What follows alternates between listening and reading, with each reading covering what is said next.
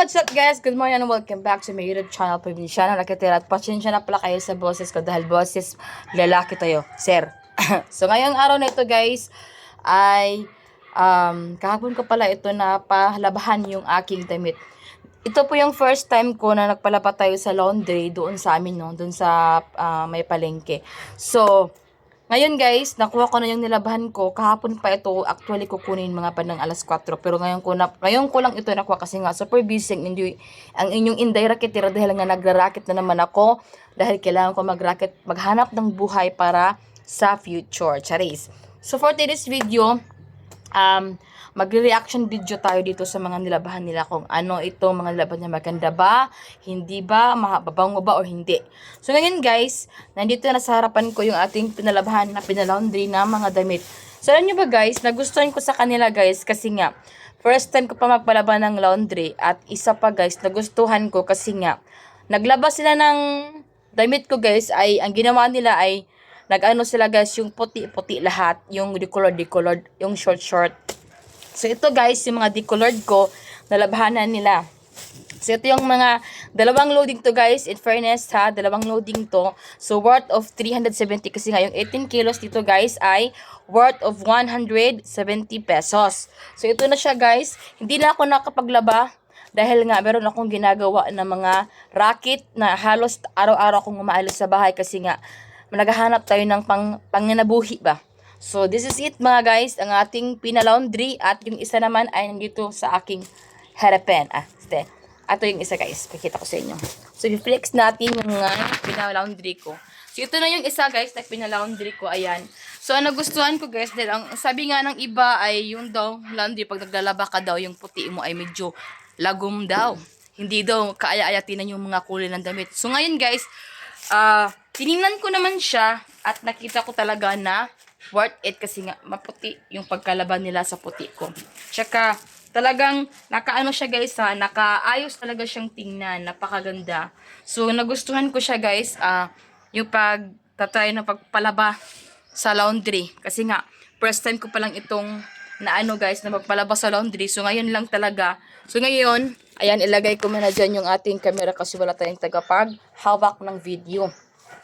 So, ngayon, i-amuyin natin to guys. In fairness, amuyin ko muna guys yung aking mga underwear. Yung damit ko pala, aamuyin natin kung ano ba to? Maganda ba yung amoy? So, ito yung una ko na kinuha yung aking mga karamitan. Actually guys, pati underwear na pinalabhan ko na din. Ay, mabango siya guys, in fairness. Ito na siya guys, pinalabhan ko siya. Tapos, napansin ko, mabango na yung ating damit. Amoy downy siya. Nilakaw man to ya. Oh. So, ayun, may kapitbahay tayo pala. Ayun siya si kuya. Nagtatanong kung saan daw yung kapatid ni Batang Pasaway. Sabi ko, umalis na. So, ngayon, nirate ko na itong nilalabhan nila, guys.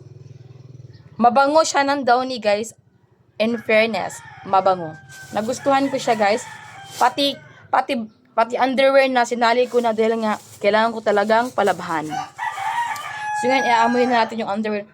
Napakabango guys ng downy. Actually, malinis at mabango yung kanilang paggawa ng paglaban ng ating mga underwear, no?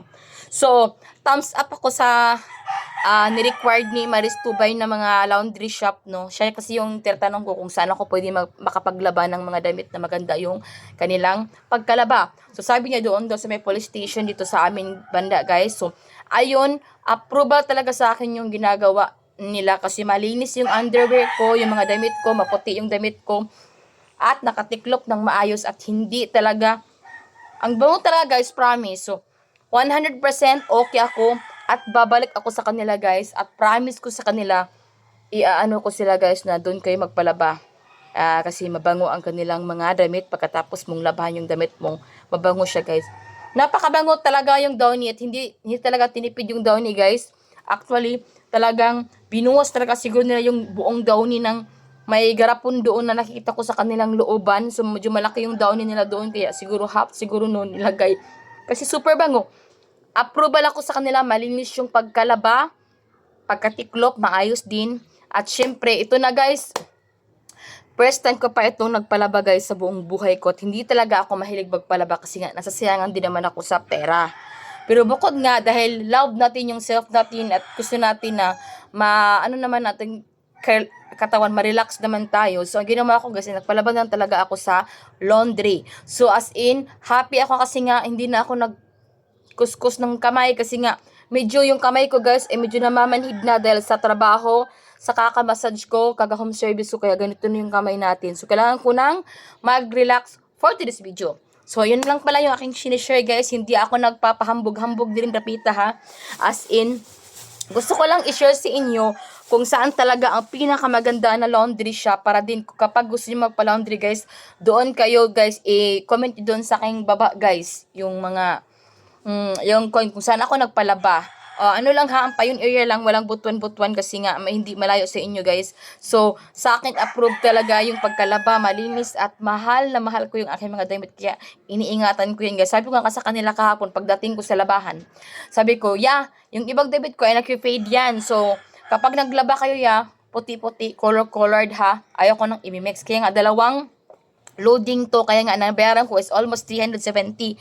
Pero okay lang dahil sa 370 guys, hindi na magkakaroon tayo ng mga sakit sa katawan kasi nga kapag ginawa ko pa itong sa paglaba, meron pa akong home service, ay hindi ko na kaya, hindi ako si Wonder Woman guys para maglaba ng marami at mag-racket pa kung saan saan. So yun lang muna guys yung ating update for today. Hopefully don't forget to subscribe this YouTube channel para siya na nakitira. At huwag din kalimutan guys, itong mga video na ito ay share nyo din ito para marami tayong subscriber pa na marating sa ating mga video. Maraming salamat po!